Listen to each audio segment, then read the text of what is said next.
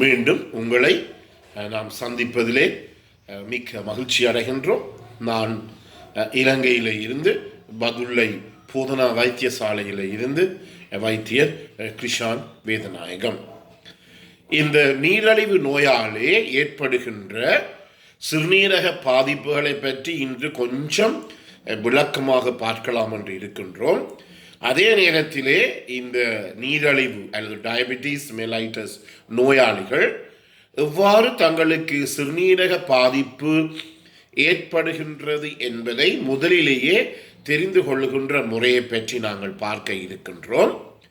அதாவது எங்களுடைய சிறுநீரிலே இந்த சிறுநீரக பாதிப்பு ஏற்படுகின்ற போது புரதங்கள் வெளியேறும். அதை நாங்கள் புரோட்டீனூரியா என்று சொல்லுவோம்.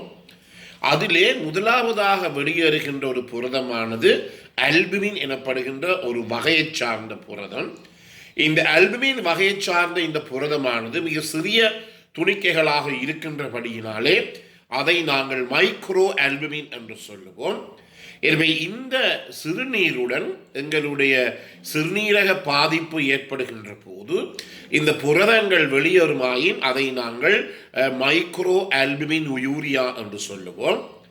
இதை நாங்கள் செய்து பார்ப்பதற்காக விடியற்காலையிலே நாங்கள் சிறுநீர் கழிக்காமல் அதற்குரிய ஒரு கப்பிலே இந்த சிறுநீரை கழித்து உடனடியாகவே இயல்பான விரைவிலே அதை நாங்கள் எங்களுடைய பரிசோதனை செய்கின்ற லேபுக்கு நாங்கள் அனுப்ப வேண்டும்.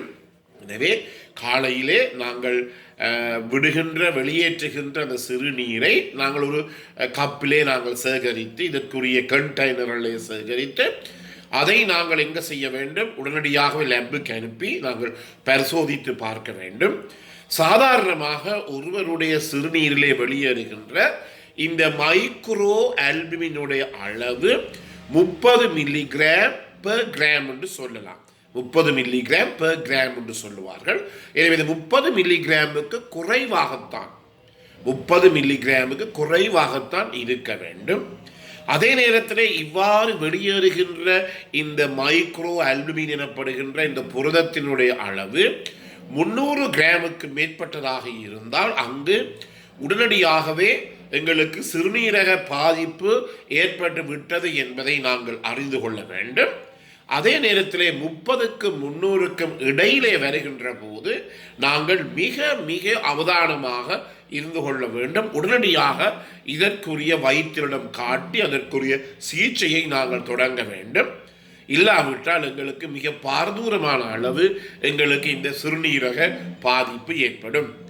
யோசிச்சு கொள்ளுங்கள், இந்த சிறுநீரக பாதிப்பு ஏற்பட்ட பிற்பாடு சிறுநீரகத்தை நாங்கள் இப்படிப்பட்ட நீரழிவு நோயாளிகளுக்கு மாற்றீடு செய்ய முடியாது. அதாவது ரீனல் டிரான்ஸ்பிளான்டேஷன் இவர்களுக்கு இப்படிப்பட்ட நோயாளிகளுக்கு செய்ய முடியாது என்பதை அவதானித்து கொள்ள வேண்டும்.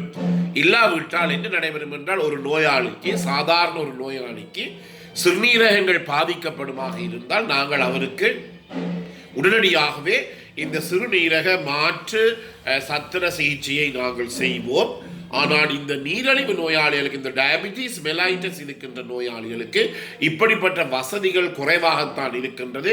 இப்படி செய்தாலும் மாற்றீடு செய்யப்பட்ட சிறுநீரகத்திலே மீண்டும் இந்த நோய் தாக்கி மாற்றீடு செய்யப்பட்ட சிறுநீரகங்கள் கூட மீண்டும் அவை பாதிப்புக்கு உட்பட வேண்டிய ஒரு நிலைமை ஏற்படும்.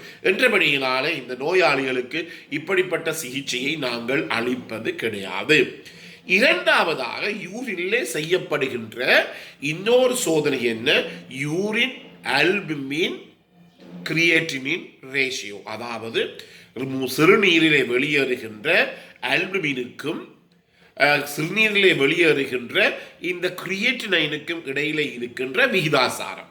இந்த கிரியேட்டினைன் என்றால் என்ன, அது ஒரு கழிவு ரசாயன பொருள். எங்களுடைய உடலிலே பலதரப்பட்ட உடற்தொழிற்பாடுகள் நடந்து கொண்டிருக்கின்ற போது இந்த உடற்தொழிற்பாடுகள் காரணமாக வெளியேறுகின்ற ஒரு கழிவு ரசாயன பொருள் தான் கிரியேட்டினைன் என்பது. இந்த கிரியேட்டினைனை எங்களுடைய சிறுநீரகங்கள் தான் இரத்தத்திலே இருந்து வெளியேற்றி கொண்டு இருக்கின்றது. என்றபடியினாலே இந்த வெளியேறுகின்ற இந்த கிரியேட்டினைன் வெளியேறுகின்ற ஆல்புமின், இந்த ஆல்புமினுக்கும் கிரியேட்டினைனுக்கும் இடையிலே எங்களுடைய சிறுநீரகத்தில் இருக்கின்ற விகிதாசாரத்தை நாங்கள் பார்க்க வேண்டும். அதாவது யூரின் ஆல்புமின் கிரியேட்டினைன் ரேஷியோ, இதை நாங்கள் சிறுநீரை தான் செய்யப்பட வேண்டும். இது சாதாரணமாக ஆண்களுக்கு 17 மில்லிகிராம் பெர் கிராமுக்கு இடையிலும் பெண்களுக்கு 25 மில்லிகிராம் பெர் கிராமுக்கும் இடையில இருக்க வேண்டும். ஆண்களுக்கு 17 இருக்க வேண்டும், அதே நேரத்திலே பெண்களுக்கு 25 உள்ளுக்கே இருக்க வேண்டும்.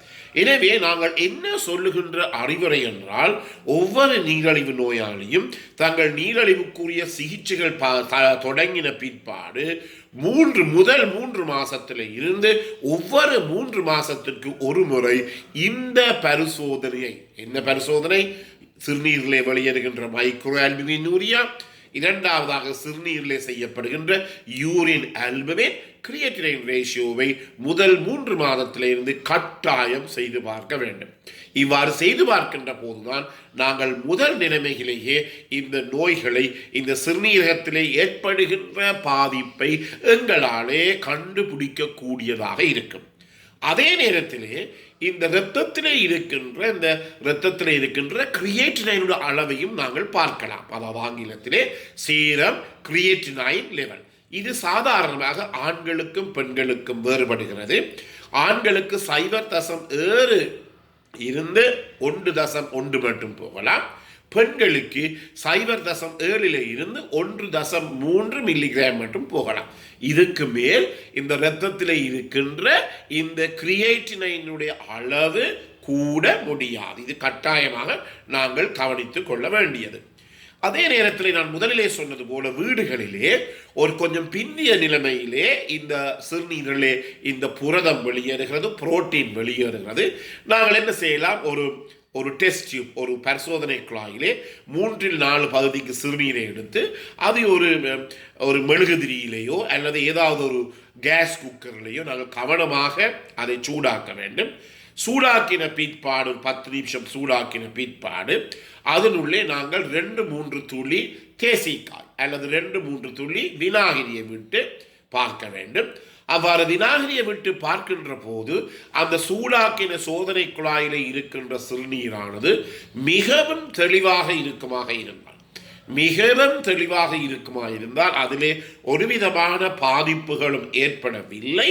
அது மங்களாக, கலங்களாக அல்லது தயிர் மாதிரி அல்லது பால் மாதிரி இருக்குமாக இருந்தால் அதிலே புரதம் வெளியேறுகிறது என்பதை எங்களாலே கண்டுபிடிக்க முடியும்.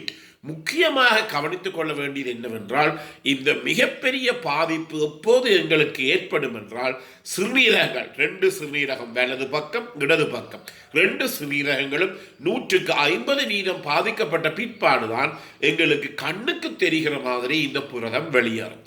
எனவே இது மிகவும் பிந்திய நிலைமையாகத்தான் இருக்கும். எனவே அன்பர்களே, இந்த நிகழ்ச்சி உங்களுக்கு பிடித்திருந்தால் இதை கேட்காதவர்களுக்கு அறிமுகப்படுத்துங்கள். அதே நேரத்திலே இதை லைக் பண்ணலாம், ஷேர் பண்ணலாம். அதே நேரத்திலே இந்த நிகழ்ச்சிக்கு மேலே இருக்கின்ற மணி சின்னத்தை அமர்த்தி இதை நீங்கள் சப்ஸ்கிரைப் பண்ணலாம். மீண்டும் சந்திக்கும் வரை நன்றி, வணக்கம்.